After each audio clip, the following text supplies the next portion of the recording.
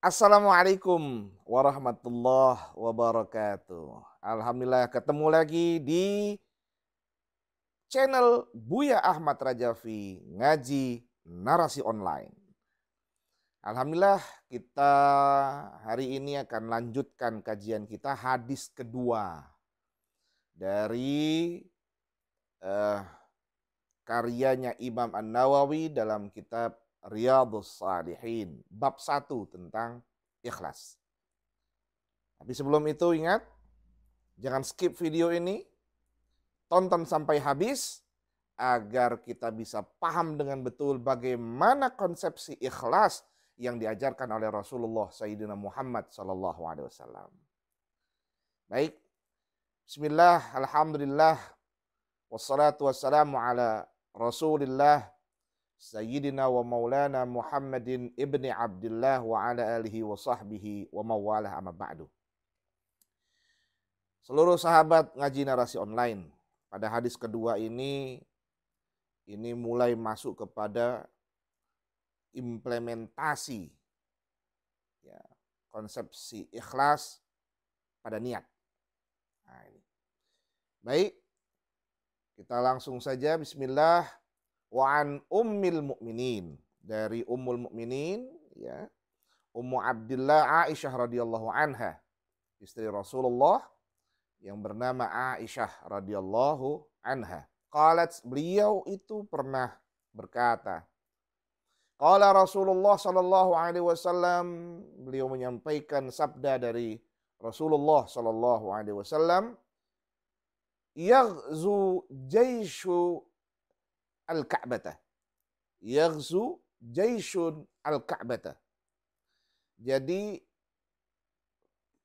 pada suatu hari nanti itu ya, akan ada jaish ya, kelompok tentara, pasukan perang yang akan menyerang Al-Ka'bah, menyerang Ka'bah yang ada di Mekah.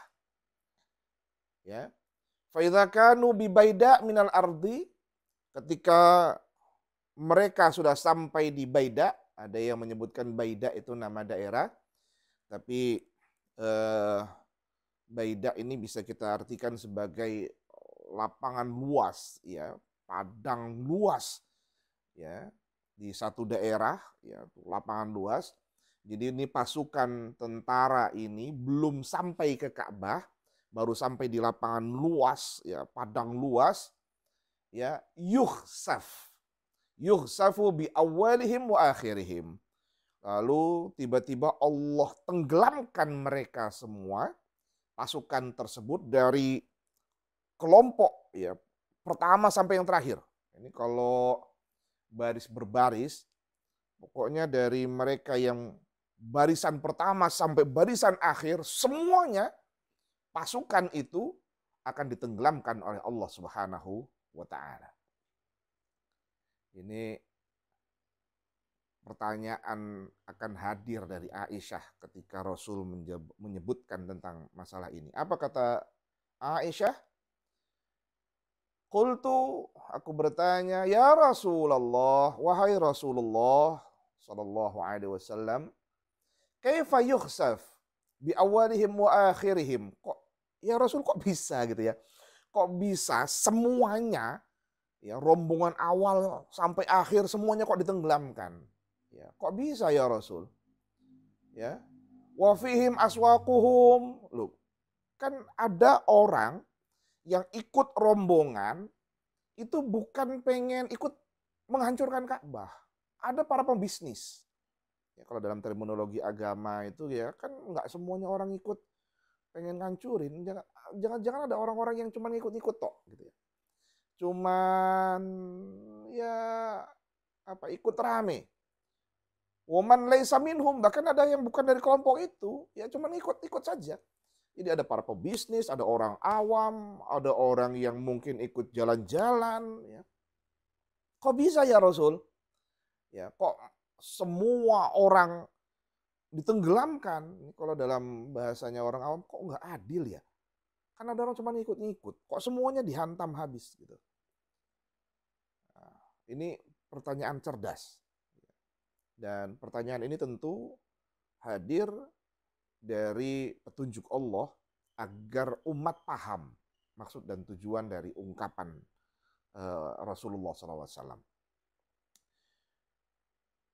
Maka Rasul menjawab, qala yukhsafu bi awalihim wa akhirihim. Kata Rasul, ya iya, pokoknya semua nanti ditenggelamkan. Pokoknya dari awal sampai akhirnya semua ditenggelamkan. Ya, mau dia apa ikut-ikutan, ya, mau dia cuman untuk ikut sebagai pedagang, pebisnis, ya, sebagai kontraktor, ya. Bahkan yang mungkin kalau sekarang ini kalau pasukan rame begini, jangan-jangan dia cuman bawa kendaraan, ya. Ya, dia nggak tahu ini, ya saya kan cuman driver, ya tugas saya ngedrive, cuman itu. Tapi ternyata Allah tenggelamkan semua. Nah, tapi ingat kata Rasul, summa yub'atsuna ala niyatihim. Tapi nanti di yaumul ba'ats, pada hari kebangkitan, ya, ketika nanti kiamat sudah selesai, lalu kemudian dibangkitkan semua, lalu dikumpulkan nanti di padang mahsyar, pada saat itulah ketika dikumpulkan itu apa? Ala niyatihim. Nanti mereka akan dikumpulkan sesuai dengan niat-niat mereka. Siapa yang memang betul-betul niatnya untuk menghancurkan Ka'bah, ya ini nanti masuk ke sana. Ini yang siapa yang cuma untuk ikut-ikut, ya ada di sana. Ya, jangan-jangan ada juga kelompok yang sedang ingin naik haji sebenarnya, tapi kebetulan ketemu sama kelompok itu ikut, ya, ikut mati, ya, ikut ditenggelamkan, ya nanti dikumpulkan dengan kelompok ahli ibadah. Semua tergantung dengan niatnya. Dikelompokkan nanti pada padang mahsyar, pada hari kebangkitan sesuai dengan niatnya. Nah, seluruh sahabat ngaji narasi online, ini penting. Inilah kekuatan niat. Ya. Untuk itulah sebagaimana penjelasan kita di dalam hadis yang pertama ketika ulama mengajarkan tentang lafal niat. Ternyata lafal niat itu menjadi penting. Karena di setiap niat yang diajarkan oleh para ulama itu pasti di ujungnya kalimatnya adalah lillahi ta'ala, karena Allah. Untuk Allah. Nah, kalau sudah karena Allah, untuk Allah, maka ini aman. Ya, aman dari kehendak-kehendak yang sifatnya duniawi, sifatnya kemaksiatan. Dia akan melepas diri dari mereka yang berkehendak pada kehendak duniawi. Karena sudah ditanamkan, dimantapkan dalam diri itu lillahi ta'ala, karena Allah ta'ala. Nah, itulah hebatnya para ulama, ya. Itu dulu nggak kepikir tuh. Apa ulama ini kok, kata Nabi itu niat dalam hati. Loh kok ulama Syafi'iyah, ya ulama-ulama kita besar itu mengajarkan. Coba lafalkan niat, pakai lafal niat. Ini pentingnya untuk memahamkan, memantapkan, karena nggak semuanya orang Arab, ya, nggak semuanya orang ngerti bahasa Arab. Maka ketika diajarkan lillahi ta'ala, karena Allah, untuk Allah, maka mantap dalam dirinya seluruh kehendak itu adalah Allah, bukan dirinya. Jadi kalau sholat karena Allah, karena ada orang sholat kan bukan karena Allah, ya. Maka meskipun dia berada dalam lingkup kemaksiatan, tapi di dalamnya ternyata dia ada memantapkan lillahi ta'ala dalam rombongan maksiat, ya dia tetap akan masuk dalam niat lillahi ta'ala, niat baik. Ya, bahkan dalam kelompok kebaikan saja, dalam kelompok positif, ibadah pun ada orang yang bisa jadi bukan niatnya ibadah. Contoh misalnya, ini ada orang Jumatan di masjid, ini sholat. Ya kan kita laki-laki muslim Jumatan. Ketika dia datang Jumatan, ternyata niatnya adalah untuk pindah tempat tidur atau tempat istirahat. Ya tentu niatnya bukan ibadah, tapi niatnya bismika Allahumma ahya wa bismika wa amut, dia niatnya tidur. Ya, maka ketika nanti misalnya ada apa gempa atau apapun, ya tiba-tiba ada meledak apa misalnya. Misalnya lagi mati lampu atau gensetnya meledak, meledak satu masjid kena semua, mati semua. Nah, yang niatnya tidur ya dapatnya tidur gitu. Maka inilah hebatnya para ulama ngajarkan kita tentang lillahi ta'ala, karena Allah. Nah, kalimat tentang niat ini, pembahasan tentang niat ini menjadi kekuatan besar dalam sebuah ibadah. Kekuatan besar dalam setiap amal. Ini niat. Meskipun dia berada dalam rombongan maksiat, rombongan ya bukan berarti dia buat maksiat. Tapi niatnya karena Allah, maka dia akan mendapatkan niat tersebut. Ada sebuah kitab ya, itu saya Tanwir ya. Saya ingatkan di atas ada kitab saya, itu kitab Tanwirul Qulub. Itu pernah kita bahas juga dulu di Facebook saya. Dalam kitab Tanwirul Qulub itu pernah ada kejadian. Ada seseorang ya, dia tiap hari bekerja, siang hari dia bekerja mencari nafkah.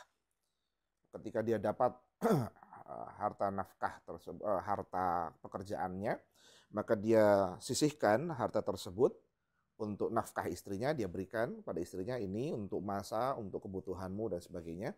Maka sisanya itu setiap malam selalu dia bawa ke tempat-tempat maksiat, ke kafe-kafe yang tempat orang yang minum minuman keras, tempat yang WTS.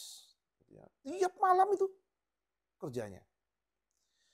Sampai satu hari istrinya ngomong, wahai suamiku, kalau kamu kayak gini terus, nanti orang gak ada yang mau ngurusi kamu ketika kamu meninggal. Siapa yang mengurusi kamu? Kamu akan dicap ahli maksiat, ahli dosa. Gak akan ada orang yang mau ngurusi kamu. Gak ada.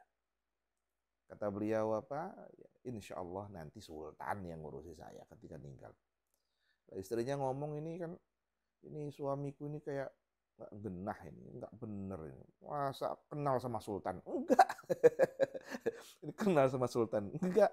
Ya, raja lah istilahnya. Kalau kita di Indonesia presiden lah. Ini kenal sama Pak Prabowo? Enggak misalnya kan. Tiba-tiba ngomong nanti Pak Prabowo ngurusin saya gitu. Ternyata ketika beliau wafat, benar, sepi. Rumahnya itu sepi. Tidak ada satupun orang yang mau ngurusi. Sampai istrinya nangis. Nangis sejadi-jadinya. Mengatakan, ya suamiku, wahai suamiku, benar kamu ninggal. Nggak ada yang ngurusi, sepi. Siapa yang mau mandikan kamu? Siapa yang mau nyolatkan kamu? Siapa yang mau bawa kamu ke kubur? Untuk dikubur siapa? Nggak ada. Tapi tiba-tiba sudah cukup lama, beberapa jam, tiba-tiba ada seseorang yang datang ke rumah tersebut. Lalu ngobrol-ngobrol dengan istrinya, dia lihat loh kok ada orang meninggal, tapi kok sepi. Dia tanya, ibu, ini kenapa? Kok sepi? Ini ada orang meninggal kok nggak diurusi? Kata istrinya, wahai seseorang, ini istriku ini. Nggak ada satupun yang ingin ngurusi karena dicap oleh seluruh masyarakat di sini dia ahli maksiat, ahli dosa. Coba ceritakan padaku apa yang terjadi, kok bisa? Ini dosa, ini satu kampung ini kalau nggak mau ngurusin mayat, kata seseorang tersebut. Wahai Tuan, beliau ini dulunya tiap malam itu selalu ke tempat maksiat.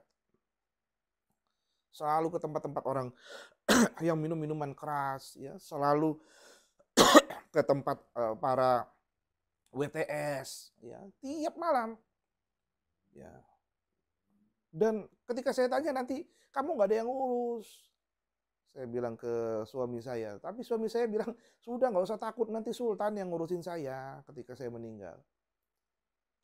Lalu orang tersebut berkata, wahai ibu tahu nggak saya ini siapa? Ya enggak Tuan. Bu, saya ini sultan. Kaget istrinya. Masya Allah, sultan, astagfirullahaladzim. Dia kaget sekali. Loh, kok bisa gitu. Lalu sultan itu mengatakan, saya ini bermimpi berhari-hari. Artinya sebelum beliau meninggal itu ya. Bermimpi untuk datang ke tempat ini, lalu kemudian menyelesaikan ini, masalah ini. Kok bisa? Gitu. Lalu istrinya cerita, ya wahai Tuhan, wahai sultan, minta maaf. Suamiku ini sesungguhnya bukan ahli maksiat. Ya.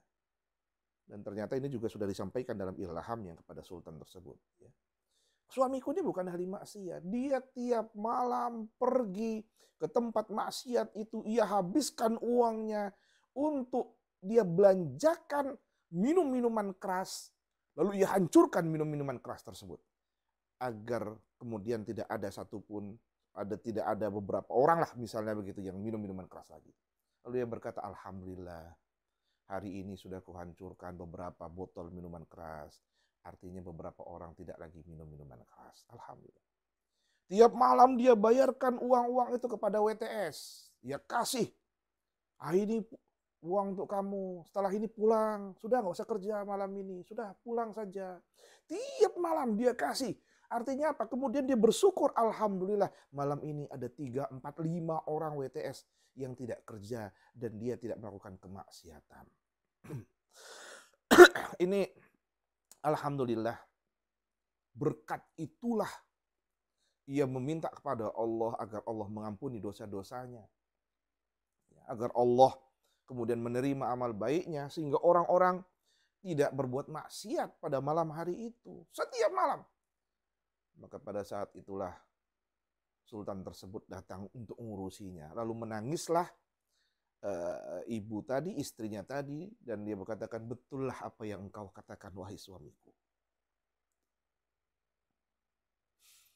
Yang kau katakan benar, wahai suamiku.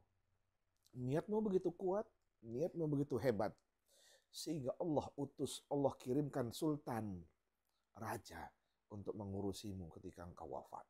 Maka pada saat itu ketika orang tahu sultan datang, pasukannya menyampaikan pada masyarakat, maka masyarakat ikut untuk mengurusi jamaah tersebut. Mengurusi orang yang meninggal tersebut. Itulah kekuatan niat. Itulah kehebatan niat. Dan itulah sebuah keikhlasan. Meskipun dalam pandangan buruk. Tapi ketika Allah memantapkan lillahi ta'alanya kepada seseorang, maka Allah akan menghadirkan orang lain untuk menjadi manfaat pada dirinya.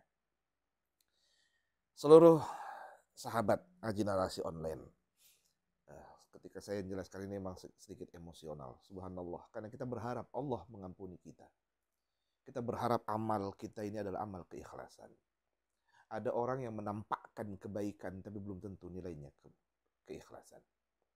Tapi ada orang yang tidak menampakkan kebaikan tapi isinya adalah kebaikan. Karena yang ia tampakkan adalah isi hatinya kepada Allah. Itulah niat. Sebagaimana Rasulullah menjelaskan tadi dalam hadis yang kedua, yang dijelaskan oleh Aisyah radhiyallahu anha, ketika ia tanyakan kepada Rasulullah, "Tsumma yub'atsuna 'ala niyatihim." Betul kita berkumpul saat ini dengan ahli maksiat. Betul kita hari ini berkumpul dengan orang yang banyak dosa. Dan bahkan bisa jadi kita termasuk orang yang pendosa. Bisa jadi kita ahli maksiat. Tapi ketika kita memulai amal-amal baik seluruhnya dengan niat karena Allah, maka insya Allah Allah menyatukan kita semua. Insya Allah. Kita berdoa, semoga Allah subhanahu wa ta'ala dengan upaya kita, memantapkan kita. Dengan upaya baik kita, dengan niat tulus kita, ikhlas, Allah kembali mempersatukan kita dengan para nabi, para rasul, para awliya, para ulama, para sahabat, para salihin. Wabil khusus, semoga Allah memperkenankan kepada kita semua untuk bersama-sama dengan Rasulullah Sayyiduna Muhammad sallallahu alaihi wasallam. Demikian seluruh sahabat Ngaji Narasi Online, insya Allah kita ketemu lagi dalam hadis ketiga yang masih dalam kajian tentang ikhlas. Demikian, wallahul muwafiq ila aqwamit thariq. Assalamualaikum warahmatullahi wabarakatuh.